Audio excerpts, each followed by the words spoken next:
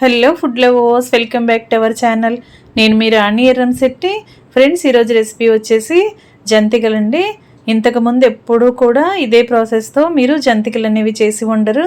అలాగే ఆ టేస్ట్ అనేది కూడా మీరు ఎప్పుడూ కూడా చేసి ఉండరు. ఎప్పుడూ ఒకేలాంటి ప్రాసెస్తో కాకుండా నేను చూపించిన విధంగా పిండిని కలిపి ఒక్కసారి జంతికలు చేసి పెట్టండి. పిల్లలు, పెద్ద వయసు వారు కూడా చాలా చాలా ఇష్టంగా తింటారు, ఈజీగా నమలగలుగుతారండి. వీడియోని ఫస్ట్ నుంచి లాస్ట్ వరకు స్కిప్ చేయకుండా చూడండి. మధ్య మధ్యలో స్కిప్ చేసినట్లయితే ప్రాసెస్ అనేది మిస్ అవుతారు. ఈ జంతికలు అనేవి చాలా సింపుల్గా చేసుకోవచ్చు, చాలా టేస్టీగా ఉంటాయి. దానికోసం ముందుగా ఒక వెడల్పుగా ఉన్న గిన్నెను తీసుకుని దానిలో జల్లెడ పెట్టుకోండి. అలాగే ఏదైనా ఒక కప్పు కొలతతో కానీ ఒక గ్లాస్తో కానీ పిండిని కొలిచి తీసుకోండి. నేను 2 కప్పుల వరకు పొడి బియ్య పిండిని తీసుకుని జంతికలు అనేవి చేసి చూపించబోతున్నానండి. 1 కప్పు పిండిని జల్లెడలో వేసుకుని బాగా జల్లించాం కదా, అలాగే 2వ కప్పు పిండిని కూడా జల్లెడలో పోసి జల్లించుకుని ఒక పళ్ళెంలోకి తీసుకున్నానండి. ఈ పళ్ళాన్ని పక్కన పెట్టుకున్నాను. ఇప్పుడు 1/2 కప్పు వరకు పుట్నాల పప్పుని తీసుకుని మిక్సీ జార్లోకి వేసుకోండి. ఇది మెత్తగా పిండిలాగా గ్రైండ్ చేసుకోవాలి. ఇలా బాగా గ్రైండ్ చేసుకున్నాం కదా, పలుకులు అనేవి ఏమీ లేకుండా పిండి అనేది మెత్తగా ఉండాలండి. ఈ విధంగా బాగా గ్రైండ్ చేసుకుని మనం ముందుగా జల్లించి పెట్టుకున్న బియ్యం పిండిలోకి పుట్నాల పప్పు పిండిని కూడా జల్లెడలోకి వేసుకుని జల్లించుకుని తీసుకోవాలి. ఫ్రెండ్స్, ఎప్పుడు ఒకేలాంటి ప్రాసెస్తో కాదండి, డిఫరెంట్గా ఉంటుంది. మీరు వీడియోని స్కిప్ చేయకుండా చూడండి. ప్రాసెస్ అనేది ఈ విధంగా పిండిని కలపటం కాదు, డిఫరెంట్గా చేసి చూపిస్తాను. ఎప్పుడు కూడా మనం బియ్యం పిండితో జంతికలు చేస్తూ ఉంటాం కదా, నేను 1 కప్పు బొంబాయి రవ్వతో జంతికలు చేసి చూపించబోతున్నానండి. సూజీ రవ్వ అంటాం, ఉప్మా రవ్వ అంటాం కదా. ఎప్పుడు బొంబాయి రవ్వతో మీరు జంతికలు అనేవి ఇంతకుముందు ఎప్పుడు చేసి ఉండరు. మనం పుట్నాల పప్పు పిండిని, పొడి బియ్యం పిండిని జల్లించి ఒక పళ్ళెంలోకి తీసుకుని పక్కన పెట్టుకున్నాం కదా. మనం ఏ కప్పుతో బియ్యం పిండి తీసుకుని కొలుచుకున్నామో అదే కప్పుతో 1/2 కప్పు వరకు ఉప్మా రవ్వను తీసుకుని ఒక గిన్నెలోకి వేసుకోండి. ఈ విధంగా వేసుకున్నాం కదా, ఈ గిన్నెను పక్కన పెట్టుకోండి. ఇప్పుడు పిండిని కలుపుకున్న పళ్ళాన్ని పక్కన పెట్టుకున్నాం. ఉప్మా రవ్వ కూడా కొలిచి పక్కన పెట్టుకున్నాం కదా. ఇప్పుడు ఒక కళాయిని తీసుకుని మనం ఏ కప్పుతో అయితే ఉప్మా రవ్వను కొలిచి తీసుకున్నామో అదే కప్పుతో 1 కప్పు రవ్వకి 3 కప్పుల వరకు వాటర్ని తీసుకుని కళాయిలో వేసుకోవాలి. ఈ కళాయిని స్టవ్ పై పెట్టుకుని వాటర్ని కాగించాలండి. ఇలా కాగుతున్నప్పుడు టేస్ట్కి సరిపడా సాల్ట్ వేసుకోండి. మీ ఘాటుకి తగ్గట్టుగా కారాన్ని యాడ్ చేయండి. కూరల్లో కారం కాకుండా పచ్చి కారం అయితే స్నాక్స్కి టేస్ట్ అనేది చాలా చాలా బాగా వస్తుందండి. పచ్చళ్ళకు వాడే కారం ఉంటుంది కదా, ఆ కారాన్ని వేసాను. అలాగే ఒక 1/4 టీ స్పూన్ వరకు వాము పొడి వేసుకొని 1 టీ స్పూన్ వరకు జీలకర్ర కూడా వేసుకొని 2-3 టేబుల్ స్పూన్ల వరకు తెల్ల నువ్వుల్ని యాడ్ చేసుకోండి. అలాగే కలోంజీ సీడ్స్ అండి, ఇవి స్నాక్స్కి మరింత టేస్ట్ని ఇస్తాయి. ఉంటే వేసుకోండి, లేకుండా కూడా నువ్వులైనా వేసుకుని చేసుకోవచ్చు. కలోంజీ సీడ్స్ కూడా 2 టేబుల్ స్పూన్ల వరకు వేసాను. అలాగే 1 టేబుల్ స్పూన్ ఆయిల్ని కూడా వేసి వాటర్ని బాగా కాగిస్తున్నానండి. కాగుతున్నప్పుడు వాటర్ని ఒకసారి టేస్ట్ చూసుకోండి. సాల్ట్ కానీ కారం కానీ మీ టేస్ట్కి తగ్గట్టుగా ఉన్నదో లేదో చెక్ చేసుకోండి. లేకపోతే మరి కొంచెంగా యాడ్ చేసుకోండి. ఇప్పుడు మనం ముందుగా కొలిచి పెట్టుకున్న ఉప్మా రవ్వను కాగుతున్న వాటర్లోకి వేసి గరిటెతో బాగా కలపాలి.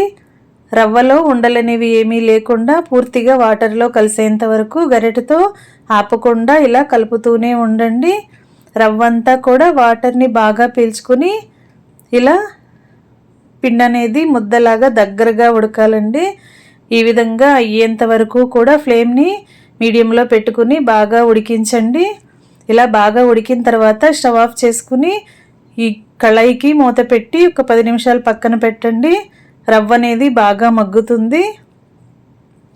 ఇలా బాగా మగ్గుతుంది. మగ్గిన తర్వాత బాగా చల్లారిన తర్వాత చూపిస్తున్నానండి. ఉప్మా రవ్వ అంతా కూడా వాటర్ని బాగా పీల్చుకుని బ్యాటర్ అనేది గట్టిగా వచ్చింది. అలాగే కళాయికి అంటుకోకుండా సపరేట్ అవుతుంది కదా. మనం వాటర్ కాగుతున్నప్పుడు ఆయిల్ వేసాం కాబట్టి రవ్వ అనేది పొడి పొడిలాడుతూ ఉండలు అనేవి లేకుండా చక్కగా కలుస్తుందండి. అలాగే కళాయికి అంటుకోకుండా కూడా ఉంటుంది.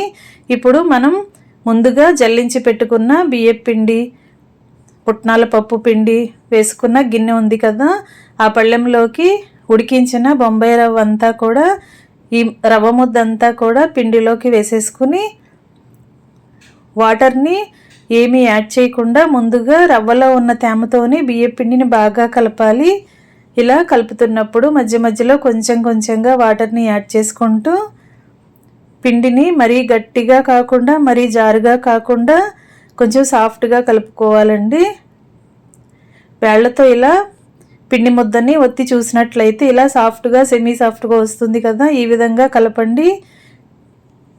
మరీ జారుగా కలిపితే జంతికలు అనేవి ఆయిల్ ఎక్కువగా పీల్చేసుకుంటాయి. అలాగే మరీ గట్టిగా ఉంటే జంతికలు అనేవి అంత గుల్లగా రాకుండా గట్టిగా అనిపిస్తాయండి. ఈ విధంగా పిండిని బాగా కలిపి పక్కన పెట్టుకున్నాం కదా.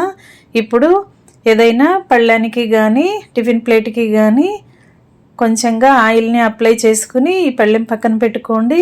ఇప్పుడు జంతికల గొట్టం తీసుకుని లోపలంతా కూడా ఆయిల్ని అప్లై చేసి ఇలా చిన్న చిన్న హోల్స్ ఉన్న ప్లేట్ని వేసుకోండి. ఇప్పుడు కలిపి పెట్టుకున్న పిండి ముద్దని కొంచెంగా తీసుకుని జంతికల గొట్టంలోకి వేసుకుని కావలసినంత పిండిని ఇలా గొట్టం లోపల పెట్టుకుని జంతికల గొట్టాన్ని క్లోజ్ చేసుకుని ఇలా మనం ఆయిల్ రాసుకున్న పళ్ళానికి ఆయిల్ రాసుకుని పక్కన పెట్టుకున్నాం కదండి. దానిపైన ఇలా మనకి కావలసిన సైజులో జంతికల్ని ఒత్తుకుని అన్నీ కూడా ఇలా ఒకేసారి ప్లేట్లోకి రెడీగా పెట్టుకున్నట్లయితే మనం డీప్ ఫ్రై చేయడానికి ఈజీ అవుతుందండి. స్టవ్ ఆన్ చేసి కళాయి పెట్టుకుని డీప్ ఫ్రై సరిపడా ఆయిల్ పోసుకోండి. ఆయిల్ కాగుతున్నప్పుడు ఫ్లేమ్ని మీడియంలోకి పెట్టుకుని మనం రెడీ చేసి పెట్టుకున్న ఒత్తుకుని పళ్ళెంలోకి పెట్టుకున్న జంతికలను ఆయిల్కి పట్టినన్ని వేసుకోవాలి. ఇలా ఒకవైపున బాగా క్రిస్పీగా ఫ్రై అయిన తర్వాత వెనుక వైపు కూడా టర్న్ చేసి రెండు వైపులా కూడా ఈవెన్గా ఫ్రై అయిన తర్వాత ఆయిల్ నుండి తీసేయాలి. ఇదే విధంగా మిగిలిన వాటిని కూడా బ్యాచెస్ వైజ్గా ఆయిల్లో వేసుకుని లోపలికంటా కూడా బాగా క్రిస్పీగా ఫ్రై అయిన తర్వాత ఆయిల్ నుండి తీసేసుకోవాలండి. ఎప్పుడు ఒకేలాంటి ప్రాసెస్తో జంతికలు కాకుండా 1 కప్పు ఉప్మా రవ్వతో ఈ విధంగా ఒక్కసారి జంతికలు చేసి చూడండి. క్రిస్పీగా టేస్టీగా చాలా చాలా ఇష్టంగా తింటారు. చిన్నపిల్లలు పెద్ద వయసు వారు కూడా చాలా ఇష్టపడి తింటారు. స్నాక్స్ ఏమైనా పిల్లలు అడిగినప్పుడు 10 నిమిషాల్లో పిండిని కలిపి ఈ విధంగా చేసి చూడండి.